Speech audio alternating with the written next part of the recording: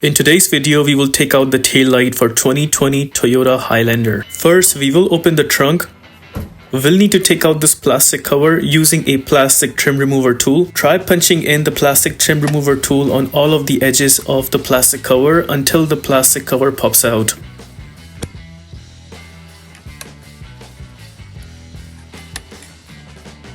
There's the cover taken out. Behind the cover, there are two 10mm screws that needs to be taken out. Here I'm using an impact gun with a 10mm socket, but you can use a round head ratchet with a 10mm socket if you want. With both screws out, now we will slightly push the tail light from this angle until it loses its grip. There you see the tail light coming out.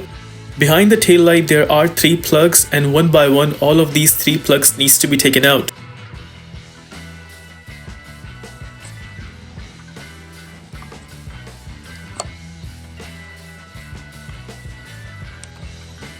All the plugs are out. This tail light only has one bulb. This is how you are supposed to replace it. You may have a little tough time taking out the plug for it, so I would recommend using a pliers to take out the plug.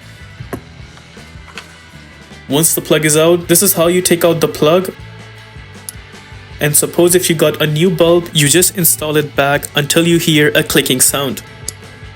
Put the plug back on the tail light and just turn it clockwise. They have designed these plugs in a way so that the rainwater does not go inside. Here we are trying to show you that the remaining 2 plugs are LED. In case if they end up not working, you may have to replace the complete plugs for them.